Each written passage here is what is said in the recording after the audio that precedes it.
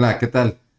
Qué gusto que nos acompaña en otra sesión más de la Escuela de Desarrollo Cristiano de la Iglesia Bíblica Torrefuerte, en este curso que es el libro de Números, el cuarto libro del Pentateuco, cuarto libro de la Ley, el cuarto libro de los primeros libros del Antiguo Testamento, propiamente, valga la redundancia.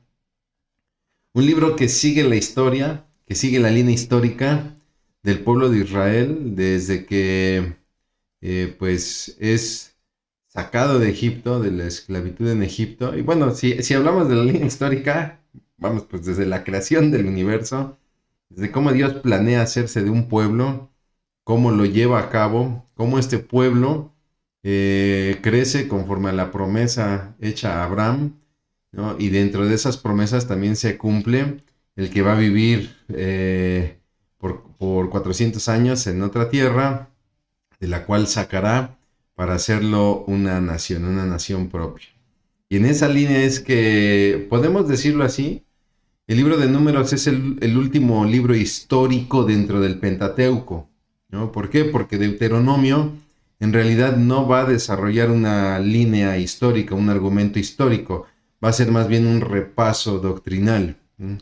Es así que en Números estamos prácticamente al final de la línea histórica del Pentateuco, con un pueblo que está llegando a la tierra prometida y con un Moisés que está a punto de llegar a sus días finales.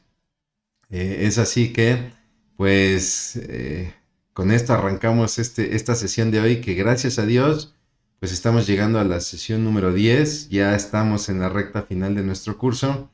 Y qué mejor manera de iniciar nuestro curso que haciendo una oración y poniendo en manos de Dios este tiempo. Vamos a orar. Bendito Señor, cuántas gracias te damos por siempre, siempre el placer, el privilegio, Señor, de estudiar tu palabra, de escudriñarla, mi Dios, con el único y firme propósito, Señor, no, Padre, de presumir cuánto sabemos, no con el propósito de simplemente alimentar nuestro intelecto, no, mi Dios. Buscamos que hables a nuestra vida. No buscamos que nos digas qué tienen que hacer los demás o cómo tienen que cambiar los otros. No, mi Dios. Queremos llegar a tu palabra siendo conocedores que a través de ella vas a hablar lo que tú quieres para cada uno de nosotros. Si no se cumple esto, Padre, simplemente no hay razón para acercarnos a tu palabra. Y no es que tu palabra falle, es que muchas veces nos acercamos con un corazón incorrecto. Ayúdanos, Padre, a llegar a tu palabra, Señor, con la convicción de que tú hablarás y que tú mostrarás más allá del texto, Padre, lo que tú quieres para cada uno de nosotros. Te damos gracias porque ese privilegio solamente lo tenemos en tu palabra y solamente lo tenemos a través de tu Espíritu Santo. Y por eso mereces toda la gloria y todo el honor por los siglos de los siglos. Amén. Muy bien, mis hermanos, pues como les decía, estamos aquí en lo que es la sesión, ya la número 10 de este curso, el libro de Números, basado en nuestro comentario Fracaso en el Desierto de Raphael Porter, este autor norteamericano, quien trabajara mucho como pastor en una iglesia evangélica ahí en Salt Lake City, en Utah. Una ciudad complicada porque todo el estado, en realidad el estado de Utah, pues es un estado que alberga una religión, ¿no? Que son se hacen llamar los santos de los últimos días, ¿no? Los santos de Jesucristo de los últimos días, que son estos seguidores del ángel mormón, de Moroni o el ángel mormón, y que nosotros conocemos comúnmente como los mormones, ¿no? Ahí pastoreaba o fue pastor Rafael Porter, quien también colabora con el CETECA, el Seminario Teológico de Centroamérica, con sede en Guatemala. Y bueno, pues también colaborará con el Seminario Teológico de Dallas, ¿no? Y bueno, pues un varón de Dios que nos regala muchos de estos volúmenes que lamentablemente, lo hemos dicho, ya no están a la venta, ya no es tan sencillo conseguirlos, pero que pues gracias a Dios aquí tenemos del cual podemos extraer pues toda la enseñanza que con mucho gusto como iglesia bíblica pues compartimos para cada uno de ustedes, ¿no? Y nos lleva el autor al capítulo 10, que lo ha llamado reiniciación de los preparativos, ¿no? ¿Por qué? Porque ya está Israel listo para entrar a la tierra prometida. Ya lo había intentado una vez, falló, conocemos la historia, la hemos venido comentando a lo largo del curso. Esa es la historia del libro de Números. Un pueblo que va a recibir la tierra prometida, que fracasa en su fe, fracasa en su confianza en Dios y le costará un vagar en el desierto. El mismo Rafael Porter dice, pues bueno, no este libro, ¿no? El libro de Números, si lo vemos, en realidad fue un libro que no debió de haber sido escrito, que se salió del guión, porque en el plan de Dios el pueblo tuvo que haber entrado a la tierra prometida en un viaje que le llevaría 11 días, bueno, le costó 40 años por esa incredulidad, pero bueno, se dio la historia y también podríamos decirlo así, afortunadamente se escribe el libro. ¿Por qué? Porque el libro también se vuelve una advertencia para nosotros, porque si somos cuidadosos, mi hermano, mi hermana, usted y yo tenemos algo de este pueblo.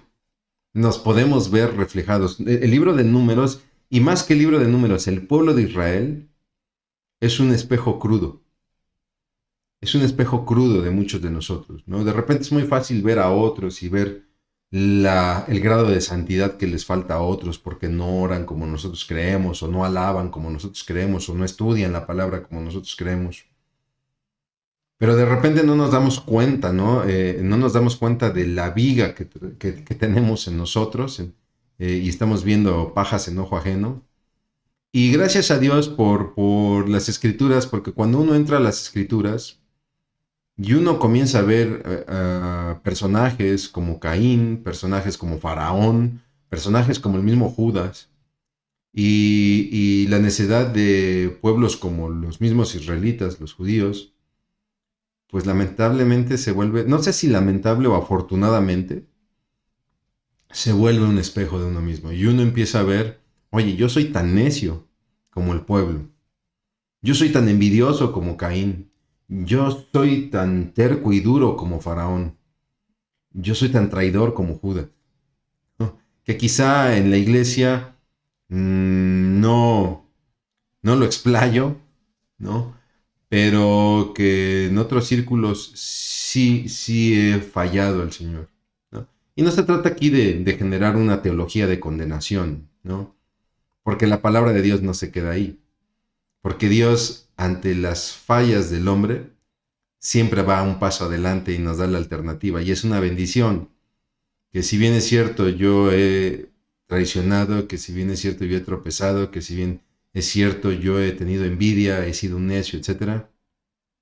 Siempre hay una oportunidad en Cristo Jesús para salir adelante, ¿no? Entonces, lo importante en este estudio es que nosotros podamos ir entendiendo, sí, por un lado, los sucesos y la naturaleza de los sucesos, como puede ser el vagar en el desierto por la incredulidad de un pueblo, pero también por otro lado, entender que muchas veces yo corro el riesgo o que inclusive también he caminado en esa incredulidad.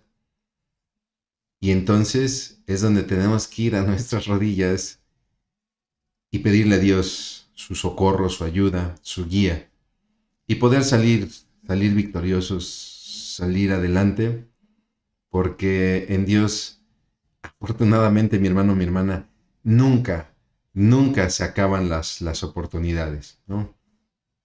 Es así entonces que, bueno, le decía yo, ya está el pueblo ahí para entrar, se empiezan a iniciar todos los preparativos, se van a realizar todos los preparativos como la primera vez que el pueblo estuviera en Cades Barnea.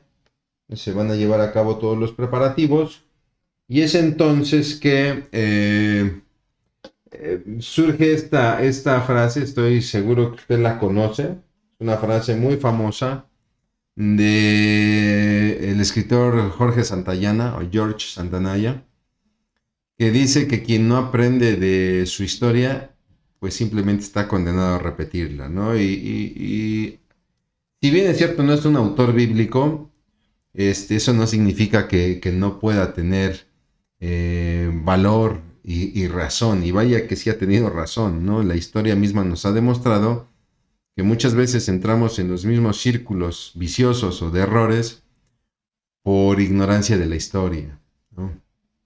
Y entonces Israel llega a un punto donde parece que todo se vuelve a repetir. Nuevamente está en la meseta de Moab, en la región de Cades Barnea. Nuevamente está por entrar a la tierra prometida, está haciendo todos los preparativos, ¿no? Es decir, está, digámoslo en tiempos modernos, está haciendo toda la logística para entrar. Y nuevamente Dios ha sido fiel, les ha protegido contra contra la hostilidad del desierto, ¿no? Que incluye el clima, el calor, el extremo frío en la noche, ¿no? Algo que es muy común en la región, estas tormentas de polvo, etcétera. Pero también de los animales como serpientes, como escorpiones, ¿no? Chacales. Dios ha sido fiel protegiendo al pueblo y también en la provisión.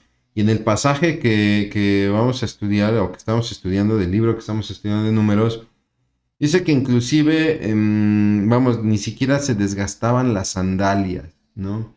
Ni siquiera se desgastaban las sandalias de los israelitas, pese a que vivían en un terreno muy hostil y por largo rato, ¿no?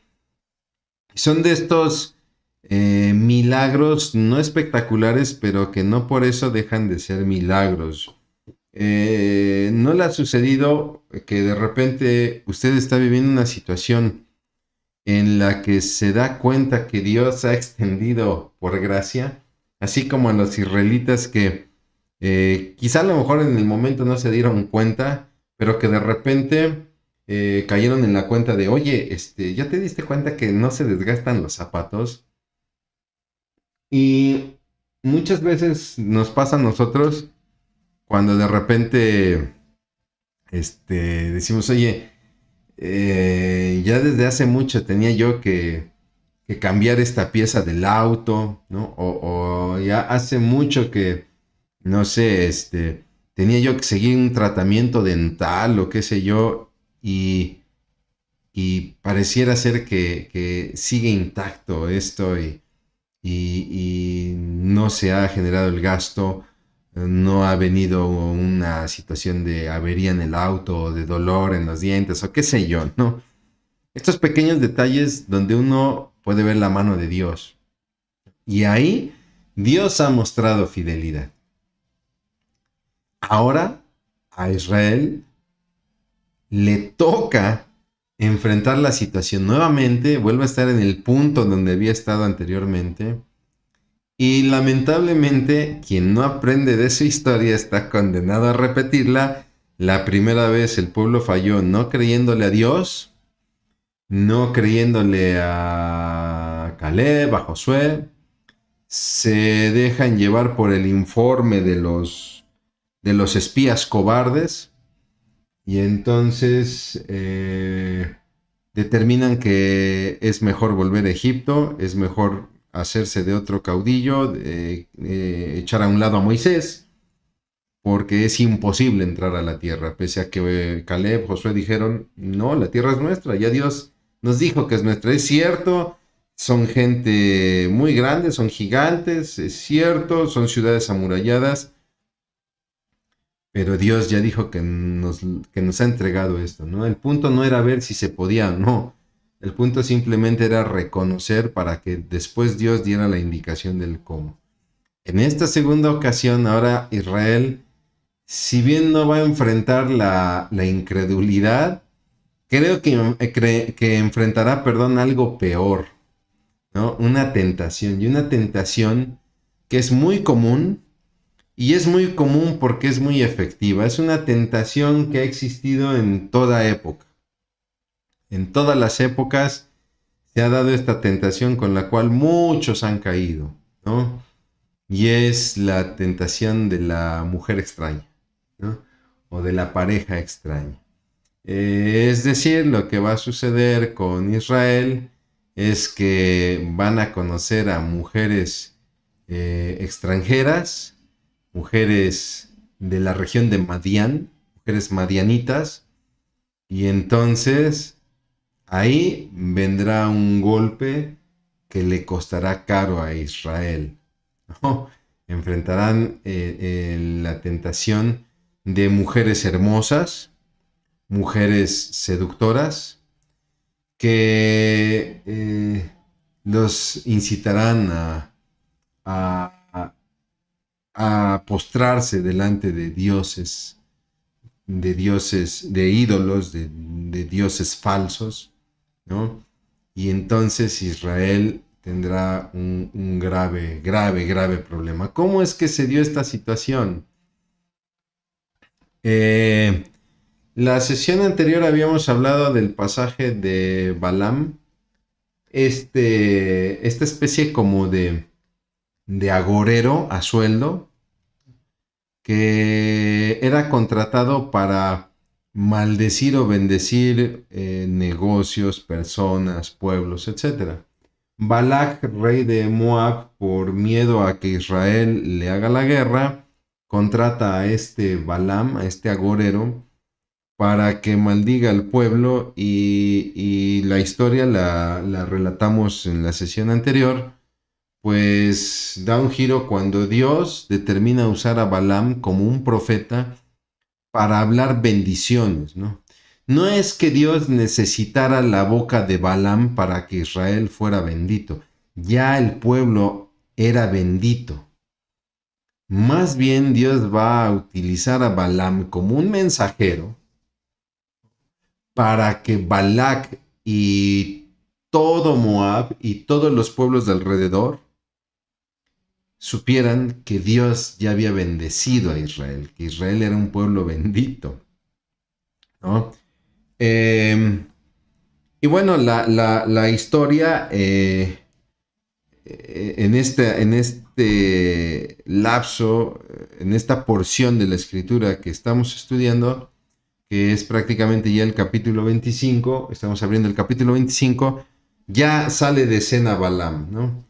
Recordará que le comentaba yo, si es que siguió la sesión anterior, que la primera vez que yo leí el pasaje de Balaam, sí tuve como un conflicto, porque después Balaam va a ser castigado por Dios, y cuando Dios le echa en cara el que haya acompañado a los hombres de Balac, de repente a mí me viene el conflicto, y estoy seguro que a muchos, la primera vez que leen el pasaje, viene el conflicto de, a ver, espérate, o sea, Dios, ¿no fuiste tú quien ordenó que Balaam fuera, que acompañara a estos hombres?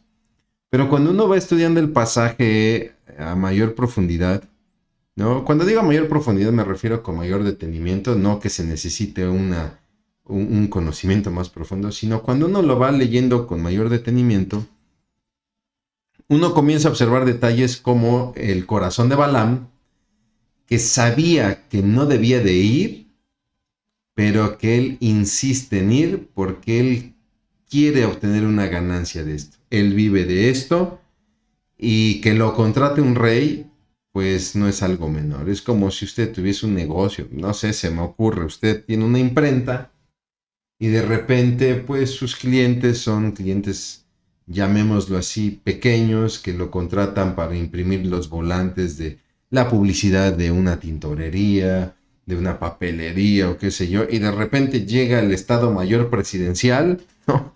Y lo quiere contratar para que se haga usted cargo de la publicidad de un proyecto del gobierno federal, ¿no? O sea, estamos hablando de algo fuerte y que va a tener fuertes ganancias, ¿no?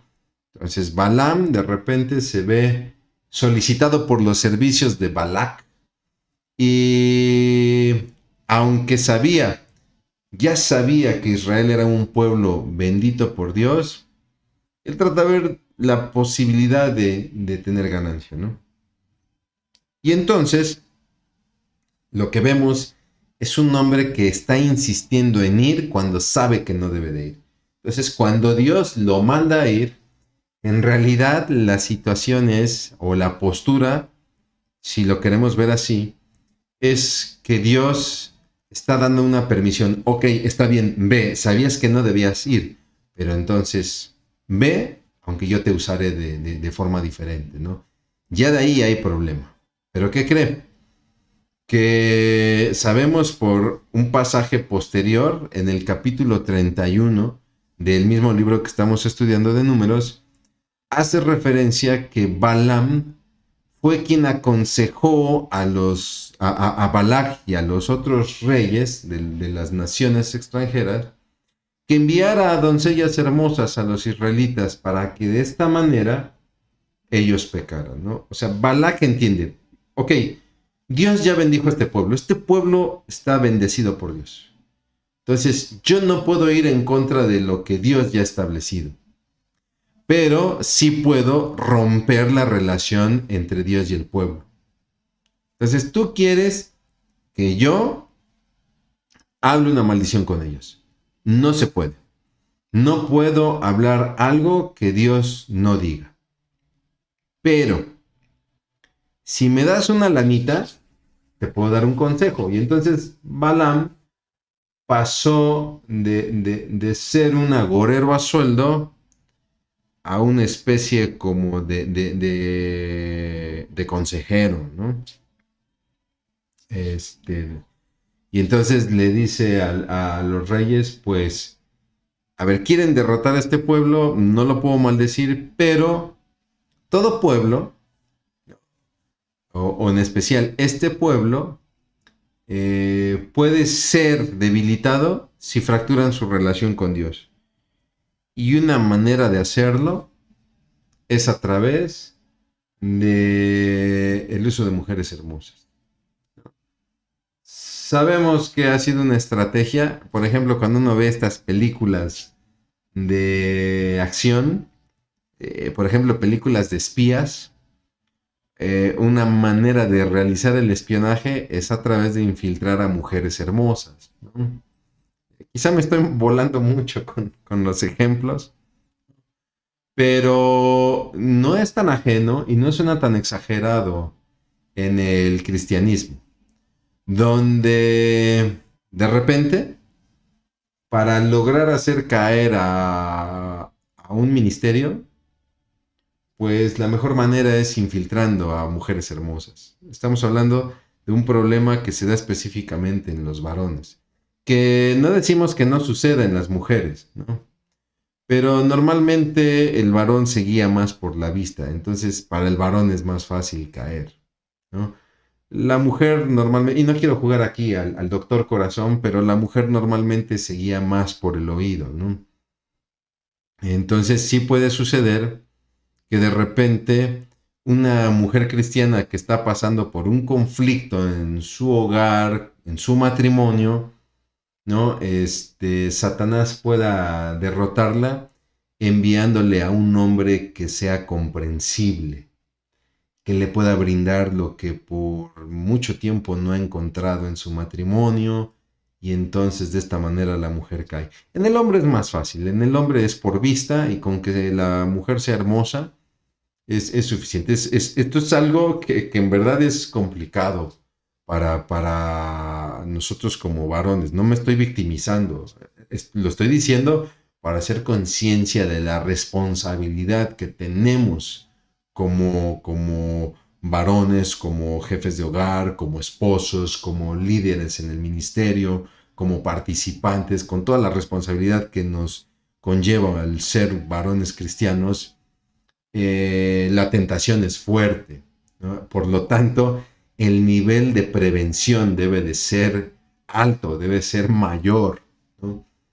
Es así que entonces los israelitas, en especial los jóvenes, pues caen por la seducción y terminan participando en el propósito que tenían estas naciones, ¿no? Que era enamorarse de estas mujeres para que de ahí terminaran adorando a Baal Peor, este dios madianita. Y entonces, pues obviamente viene la fractura entre el pueblo y Dios, por lo que Dios ordena la muerte de estos príncipes, de estos jóvenes y de aquellos que se prestaron a participar en el culto a Baal Peor, que la Biblia nos da la cifra de 24,000 israelitas. Así de terrible, mi hermano, mi hermana, así de terrible es la estrategia satánica de la seducción, ¿no? Muchas veces nosotros hablamos de guerra espiritual y hablamos de la guerra con Satanás, ¿no? Y pensamos que la guerra con Satanás son dardos de fuego del enemigo en situaciones espirituales y que Dios me está haciendo la guerra, moviéndome cosas y haciendo ruidos en mi casa, etcétera. No, mi hermano. Hay estrategias que Satanás utiliza que son muy sutiles pero que son mucho más efectivas que si te cierra la puerta y hace ruidos en tu casa y ese tipo de cosas, ¿no? Y le pongo este ejemplo, ¿no? La persecución. La seducción es mucho peor que la persecución. A la iglesia le conviene más una persecución que un ataque de seducción. ¿Por qué? Porque como nos lo ha demostrado la historia, decía Santayana, quien conoce su historia, ¿no? Quien no conoce su historia, perdón, está condenado a repetirla. La historia nos ha enseñado que si la iglesia es perseguida, esta se multiplica, se fortalece y se multiplica. ¿Se desanima? Claro, claro que desanima la persecución y más cuando en la persecución hay maltrato, ¿no? Hay tortura, hay muerte, pues claro que hay un desánimo, pero la historia nos ha enseñado que en la persecución los cristianos se fortalecen y se multiplican. Pero el problema de la seducción es que desvía. Y es así que sabemos de hombres de Dios, de mujeres de Dios, que han sido seducidos y que eso ha significado la caída de su ministerio. El punto aquí no es hablar de estos hombres o de estas mujeres. Sí, hermano, yo conozco un pastor. No, no. El punto aquí es que tenemos que darnos cuenta de esta banderola de precaución que la palabra de Dios quiere mostrar a cada uno de nosotros. Y a mí me gusta mucho cómo lo dice Pablo, ¿no? Así como usted viene manejando y de repente viene una banderola de precaución, ¿no? De alto o de cruce del tren o qué sé yo. Hay una banderola que dice, si alguno cree estar firme, mire que no caiga. Si tú crees estar firme en tu fe, cuídate de no caer, y en especial con la seducción. Ya el pueblo había sido atacado constantemente con el problema de los matrimonios mixtos. Hay que entender el término matrimonio mixto en el contexto bíblico, ¿no? Porque usted va a decir, pero mi hermano, el matrimonio mixto, pues es lo que Dios quiere. En el contexto secular, el matrimonio mixto es el que se da entre un hombre y una mujer, ¿no? No, tenemos que verlo desde el contexto bíblico. En el contexto de la Biblia, el matrimonio mixto es el que se da entre dos personas de creencias diferentes.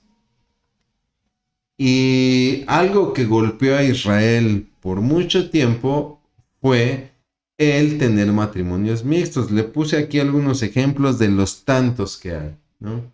Esaú, hijo de Isaac, hermano de Jacob, que pues tuvo por esposas a mujeres cananitas, ¿no? Y que nos dice la palabra, estas esposas se volvieron inclusive un dolor de cabeza, a tal punto que Rebeca ya no las soportaba, ya no las aguantaba, ¿no? No contento con eso, Esaú, por querer congraciarse con sus padres, decide buscar una esposa con su parentela, y entonces termina yendo con Ismael, que pues no es parte de la promesa, y termina siendo al final de cuentas otro matrimonio mixto. ¿Qué me dice del rey Salomón?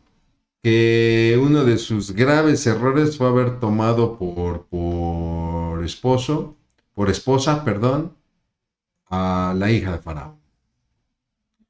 El rey Acab, vaya que si no es un ejemplo lamentable lo que sucede con Acab, rey de Israel, que toma por esposa a nada más y nada menos que la terrible Jezabel, una mujer terrible que organizó toda una persecución y una matanza contra los profetas de Dios, una mujer que trató de instaurar el culto a los dioses fenicios, ¿no? Porque ella era originaria de la región de Fenicia y que pues el pueblo tuvo que sufrir. Y le repito, son muchos estos casos de los matrimonios mixtos que pues obviamente desviaron o frenaron la bendición de Dios, ¿no? El problema que se da en tiempos de Esdras y de Nehemías, donde al pueblo le está costando restaurar el culto divino, la reconstrucción del templo, de la ciudad, etc. ¿Por qué? Porque la gente se estaba juntando en matrimonios mixtos. Y esto es lo que está pasando con Israel. Se juntan con mujeres madianitas y el problema no es la mujer en sí, sino que eran mujeres que buscaban que el varón terminara rindiendo culto a Baal, peor en este caso, ¿no? El problema de un matrimonio mixto en el cristianismo, le repito, entendiéndolo bíblicamente, es decir, entre un creyente y un no creyente, pues muchas veces lleva este problema, ¿no?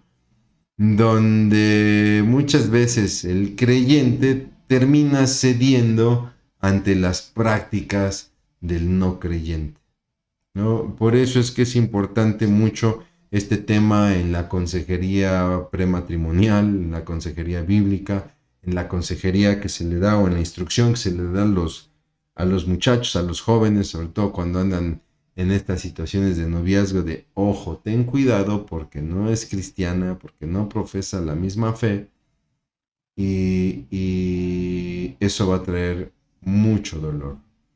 Hay historias donde quizá no sucede esa situación, pero son pocas, ¿no? Le comparto así brevemente, en mi caso, mi esposa cristiana, yo no conocía del Señor, nos conocimos, nos hicimos novios y después Dios en su misericordia me permitió conocerle y rendir mi vida a Él y caminar en Él. Y no le digo esto para que usted diga, wow, el hermano Alejandro, qué ejemplo de vida. No. Al contrario, el problema es que de repente muchos jóvenes conocen nuestra historia, conocen la historia de mi esposa, de nuestro matrimonio, ¿no? Y entonces nos toman como bandera de pretexto, como estandarte. ¿Ya vieron? Sí se puede, porque miren, ellos empezaron a andar y él no era cristiano, etcétera. Y mis hermanos, tendría que comentarles que si bien hoy, gracias a Dios, formamos un hogar cristiano, mi esposa y su servidor con nuestras hijas, la realidad es que en el proceso hubo mucho dolor, mucho sufrimiento, ¿no? Y que si a mí me preguntaran, oye, ¿y si aconsejas que una persona cristiana ande con una no cristiana? Yo sería el primero que diría no, porque sí trae mucho dolor. Oye, pero tú lo hiciste, lo sé, pero gracias a Dios yo no soy el estándar de vida de los demás, ¿no? Y si me preguntan, no, yo no lo aconsejo, ¿no? Pero bueno, no perdamos de vista que el punto es que Israel va a tomar la tierra prometida y que necesita purificarse. Y sobre todo, necesita purificarse de este pecado. Entonces resulta que Moisés está hablando con los jueces de Israel, pues para determinar qué medidas van a tomar al respecto, ¿no? Y en esto llega un príncipe israelita con una madianita para presentarla con sus padres, y por lo que se entiende en el contexto bíblico, pues este príncipe mm, pues llega con una actitud como de, pues no me importa, ¿no? No me importa lo que piensen, yo estoy enamorado. Y entonces dice que toma a esta Marianita y la mete a su carpa, ¿no? Eh, Cuando un hombre tomaba a una mujer para meterla a la carpa, había dos motivos. Número uno, perdón, era presentarla a la familia. Esta es mi mujer, o esta es la que será mi mujer. Y número dos, para tener relaciones con ella y formalizar el matrimonio. Es así entonces que pues este hombre llega con su mujer y a la vista de todos la mete a la carpa, ¿no? Es una manera como de decir, pues, no me importa lo que diga Dios y ustedes, ¿no? Y es en esta situación en la que Fines, hijo de Eleazar, sumo sacerdote, Eleazar, hijo de Aarón, recuerde que para este momento ya Aarón ha fallecido, Eleazar es ahora el sumo sacerdote y su hijo Fines, pues obviamente indignado, toma una lanza, entra a la tienda y mata a este príncipe y a la Marianita, ¿no? Y entonces Dios establece un pacto con Fines. Y al establecer un pacto con Fines vemos una aceptación de parte de Dios. Y esto es algo que de repente hace mucho ruido a la gente, ¿no? O sea, ¿cómo hablas de un Dios de amor que acepta el asesinato, ¿no? No, lo que Dios acepta es el corazón contrito de un hombre que se siente ofendido porque ha ofendido a Dios. Lo que se conoce como el celo por el Señor, ¿no? Y con esto no queremos decir que entonces podemos ejercer el celo con el Señor y si ves de repente algo que no te parece que hacen otros que están ofendiendo a Dios, pues tienes la licencia para agarrar una lanza y atravesarlo por el medio, ¿no? No, porque hoy tú y yo caminamos en un nuevo pacto en el que ya media la sangre de Cristo, ¿no? Tenemos que entender que aquí estamos hablando de un pacto de ley, ¿no? Donde es un pacto, si lo queremos ver así, es más riguroso y por lo tanto vemos medidas en cuanto al celo del Señor más rigurosas. Y entonces, no es que Dios acepte el asesinato, pero sí acepta este corazón que se ha sentido ofendido. ¿Recuerda usted, rápidamente, me viene esto a la mente, recuerda usted la razón por la cual a David Dios no le permite construir el templo? David hace su palacio, un palacio de cedro con oro, y dice la palabra que él ve el arca que está fuera de una tienda y dice, no es posible que yo esté en este palacio y el arca esté allá afuera. Yo quiero construir un templo para que el arca habite, porque yo no puedo habitar en un palacio y que Dios esté allá afuera, ¿no? Si lo analiza, el motivo del corazón es bueno, es correcto. Pero entonces Dios trae la respuesta a través del profeta, a través de Natán. Y se presenta el profeta. David le comparte a Natán, yo quiero hacer esto, quiero hacerle una casa al Señor, porque no es justo que yo esté en este palacio y el Señor esté allá afuera. Y Natán de momento entiende que la intención es noble, es buena, y dice, sí, adelante. Pero dice que inmediatamente Dios habla a Natán, sale de la presencia de David, y ahí Dios le habla a Natán y le dice que no. Y le da la razón. Y entonces Natán regresa a ver a David y le dice, oye, ¿sabes qué? No. Dice el Señor que no. Y la razón es la siguiente. Número uno, tú dices que le vas a hacer casa a Dios, pero Dios es el que te va a hacer casa a ti. Y te va a dar una dinastía de reyes. Y habrá uno que se siente en el trono, uno de tu descendencia que se sentará en el trono perpetuamente. Lo que conocemos como el pacto davídico. Pero la otra de las razones por las cuales Dios no le permite a David construir el templo es porque él había derramado sangre. Y si bien es cierto que la sangre que David derramó fue por causas justas, como por ejemplo derrotar a un Goliat, al final de cuentas era asesinato. Y Dios no tolera el asesinato. Dios aceptaba el celo de David por este gigante, por este filisteo incircunciso que se atreve a blasfemar al Dios de los ejércitos. Esa parte Dios la acepta, pero no acepta el asesinato.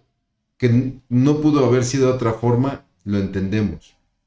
Entonces, lo mismo pasa con Fines, donde Dios acepta este corazón ofendido, este corazón humillado, porque han ofendido a Dios. Pero entiéndase que no acepta el asesinato, para que después no tomemos a Fines o a David o a algún otro y digamos, pues, al Señor Jesucristo, pues así como el Señor Jesucristo, así como el Señor Jesucristo agarró a azotes a los comerciantes, pues yo también me voy a agarrar a azotes a los hermanos en la iglesia que están neciando, etcétera. No es así como funciona esto. De hecho, el Salmo 106, ahí en sus versos 30 y 31, nos dicen que este acto de celo de Fines le fue contado por justicia. Pero le repito, lo que cuenta es el corazón. Lo vamos a ver ahorita también con algunas instrucciones de ofrendas. Y de hecho el pasaje nos da los nombres de las personas que pecaron, que Simri, hijo de Salú, ese fue el príncipe, y Cosbi era la madianita, hija de Sur, ¿no? Simri de la tribu de Simeón y Cosbi, una mujer madianita, ¿no? ¿Por qué nos dan los nombres de la Biblia? Normalmente en este tipo de situaciones la Biblia no da nombres, pero en este caso la Biblia nos da nombres para que queden en la historia y queden como escarmiento. Y entonces Dios ordena al pueblo de Israel a considerar a los madianitas enemigos y a atacarlos. Es así que entonces viene la preparación del ataque a través de un censo. Dios ordena a Moisés efectuar un censo y en el conteo, si nosotros comparamos el conteo de este censo con el anterior, cuando se pretendía entrar a la tierra prometida por primera vez en Cades Barnea, pues el número era un poco menor, ¿no? Donde podemos ver pues la fidelidad de Dios de un pueblo que no disminuyó a pesar de vagar en el desierto. En este informe nuevamente hay un recuento, de los fallos del pueblo, de la rebelión de Datán y Abiram, ¿no? De la muerte de los hijos de Judá, de quien se dice que Dios lo mata porque era perverso, y de Onán, ¿no? Porque no había obedecido la ley, ¿no? Y también, este repaso de estas rebeliones pues tienen que servir como recordatorio a la nueva generación, ¿no? Y entonces Dios, dentro de toda esta reorganización, ordena la repartición de la tierra a las tribus que van a ocupar la tierra prometida, ordena una repartición equitativa, no igualitaria, sino equitativa, es decir, mayor porción de tierra a las tribus que cuentan con más familias, ¿no? Y las zonas, ¿no? Serán entregadas por suertes, se echarán suertes para que no haya favoritismos, ¿no? Que el más poderoso escoja el lugar más fértil, etcétera, como lo mostrara, por ejemplo, el corazón de Lot para con Abraham. Y entonces también en el censo los levitas son contados, aunque ellos no van a atacar, no están previstos para hacer ejercicio militar, también son contados, y también se establece que ellos no van a participar en el reparto de la tierra, porque Dios es su heredad, pero que vivirán del diezmo de las otras tribus, ¿no? Y entonces,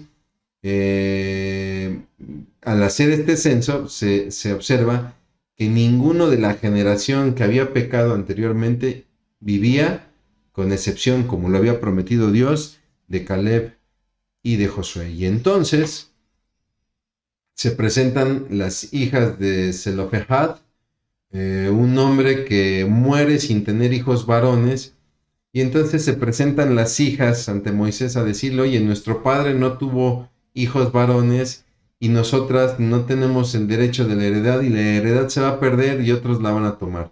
Y este caso lo lleva Moisés ante Dios y Dios decide establecer una ley de sucesión donde él establece, ok, si una persona no tiene hijos varones, entonces la posesión la tomará la hija mayor. Y si tampoco hubiese hija, bueno, la tomará el hermano del que muere o algún pariente cercano. Esto con el propósito de evitar que esa propiedad se pierda en la familia y que otros la negocien, ¿no? Quedando en manos del que sea más poderoso, para evitar centralizar riquezas en el poder de algunos, ¿no? Dios pidió a Moisés entonces, una vez que se da esta situación, le pide a Moisés que suba a las montañas de Abarim, porque de ahí contemplará la tierra prometida y después morirá como su hermano Aarón. Entonces ahí Dios le recuerda a Moisés su pecado en Meriba. Te recuerdo que verás la tierra prometida, pero no entrarás en ella porque tú y Aarón pecaron contra mí, no dándome la gloria. Y entonces Moisés le pide a Dios que nombre un sucesor, ¿no? ¿Por qué hace esta petición Moisés? Para que el sucesor no sea escogido por el pueblo, que pues sabemos era un pueblo muy voluble, ¿no? Y entonces Dios señala a Josué y lo describe como alguien que es dirigido por el Espíritu de Dios, por el Espíritu Santo. Y Dios le ordena a Moisés que lo presente ante la congregación, que lo presente ante Eleazar, para que impongan las manos delante de toda la congregación y la congregación entienda que Josué es puesto por una autoridad respaldada, tanto de Moisés como de Eleazar y como de Dios mismo, ¿no? Y entonces, algo muy importante es que Josué no tendrá el acceso directo a Dios como lo tenía Moisés. Si Josué quiere consultar a Dios, no irá a la tienda de reunión, esta tienda donde Moisés entraba a consultar a Dios, no, ya lo tendrá que hacer a través del sumo sacerdote, en este caso Eleazar, consultando a Dios a través de estas piedras del Urim, del Purim y del Urim, ¿no? Y bueno, dentro de esta preparación que se está dando para el pueblo, para que avance hacia el ataque a Madián y empiece a tomar la tierra prometida, también se hace un repaso de las leyes de ofrendas y sacrificios, que son prácticamente los capítulos 28 y 29, donde se dan las instrucciones de todo tipo de ofrenda, de las ofrendas diarias, de las sabáticas, de las mensuales, ¿no? Y entonces también se hace un repaso de las fiestas anuales, de la observación de las fiestas anuales, que sería la Pascua, las primicias, las trompetas, expiación y tabernáculos, ¿no? Y en todas estas instrucciones que Dios está dando acerca de las ofrendas, de los sacrificios de paz, de expiación, de holocausto, ofrendas mecidas, etc., vemos una constante en tres ideas que debiéramos de tomar como tres condiciones para honrar a Dios. La primera de ellas es que las ofrendas tenían que ser de olor grato al Señor, de olor agradable al Señor. Y esto nos tiene que recordar, mi hermano, mi hermana, que nuestra adoración debe buscar agradar a Dios, no a nosotros mismos. Muchas veces nosotros, sin darnos cuenta, buscamos agradarnos a nosotros mismos. Ay, hoy no estuvo buena la alabanza. Hoy no me gustó la alabanza porque cantaron cantos que ni conozco. Hoy sí estuvo muy buena la alabanza porque cantaron un canto que a mí me mueve, me hace sentir bonito. Y entonces no nos damos cuenta que nuestra adoración está en razón de nosotros mismos. Son ofrendas al Señor y se hace mucho hincapié en esto. Es ofrenda, presentarán ofrenda al Señor. Y la ofrenda es una manera de, pues, reverenciar a Dios. Entonces nuestra reverencia debe ser solamente a Dios y no a nosotros mismos. Y muchas veces tratamos de presentar ofrenda para que los demás vean cómo presentamos nuestra ofrenda, como aquella parábola de estos fariseos que llevaban las bolsas de dinero, ¿no? Frente a esta viuda que daba lo poco que tenía. Y la ofrenda tenía que ser sin defecto. ¿Por qué? Porque Dios solo merece lo mejor. No le podemos dar No le podemos dar a Dios, perdón, lo que nos sobra o lo que es de segunda mano. Y termina el capítulo 30 hablando de la importancia de cumplir votos, donde Moisés insiste al pueblo a cumplir los votos que hagan a Dios, ¿no? Los votos que eran promesas voluntarias, ¿no? Estas promesas podían ser por gratitud de una bendición dada por Dios o por alguna petición en especial. Recuerda usted, por ejemplo, a Ana, que hace un voto a Dios pidiéndole que le dé un hijo, ¿no? Y aunque eran promesas voluntarias, eran promesas que se debían cumplir, que no se podía eludir, ¿no? Eran un compromiso muy serio y nadie podía faltar a este compromiso. Era el peso de la palabra. Hoy en día es muy difícil ya hacer un trato de palabra y defender un trato de palabra, ¿no? Pero en ese entonces no se podía faltar a la palabra y quedar sin castigo. Y entonces, cuando una persona ofrecía un voto, tenía que tener el apoyo de otras personas que estuvieran en autoridad sobre él. Por ejemplo, los hijos. Si un hijo, estamos hablando de solteros, querían hacer un voto a Dios, tenían que consultarlo con sus padres. O si una esposa quería hacer voto a Dios, tenía que consultarlo con el esposo. Si el papá o si el esposo escuchaba el voto del hijo, de la hija, de la esposa y no decía nada, era como señal de aceptación, pero la persona podía rechazar el voto. A ver, este voto que está haciendo mi esposa es un voto imprudente, es un voto que no se cumplirá, etcétera, y él podía echar abajo ese voto. Si no decía nada o si confirmaba el voto ya era aceptado, ¿no? Pero ojo, si la persona fallaba, el culpable de no cumplir con el voto, en este caso, pues era esta persona que estaba en autoridad, ¿no? Obviamente, para el que ya no tenía a sus padres y era esposo, pues el voto ya era directo con Dios, lo que también implicaba un gran compromiso, ¿no? Cualquiera que hiciera voto debía cumplir. Bueno, mi hermano, mi hermana, para terminar con unas preguntas de reflexión. ¿Cómo afronta las seducciones que buscan desviarle de su vida espiritual? Si lo analiza, hay muchas: dinero, fama. En redes sociales ni se diga, ¿no? Hoy en día está muy fuerte la sexualidad en la televisión, la pornografía, etcétera. ¿Cómo afronta todas estas seducciones que buscan desviarle de su vida espiritual?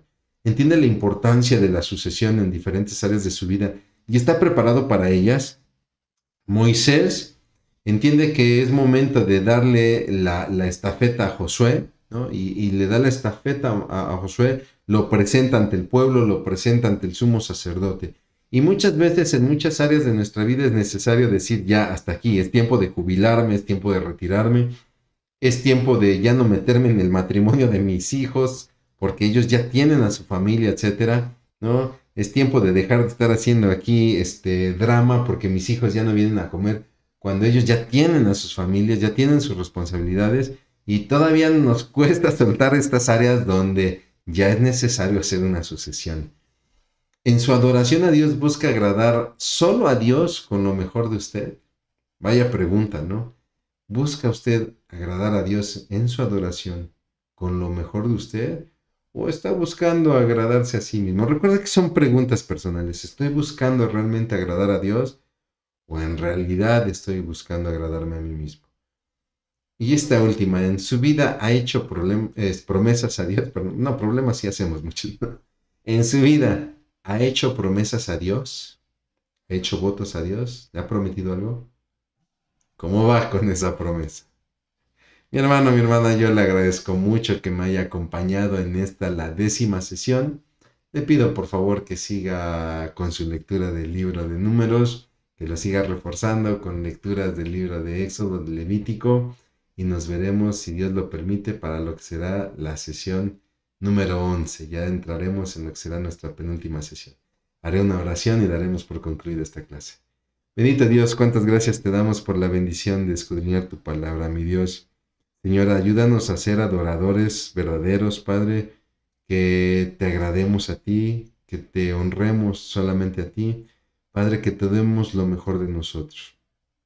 Quita de nosotros, Padre, Señor, toda seducción, Padre, y si está ahí, ayúdanos, Señor Padre, a no caer en ninguna red de seducción, Padre. Antes, al contrario, que podamos salir victoriosos para la gloria de tu nombre. Damos gracias porque tú eres bueno por todo esto, Padre, por todo esto que nos enseñas en Cristo Jesús. Amén. Mi hermano, mi hermana, que Dios le bendiga.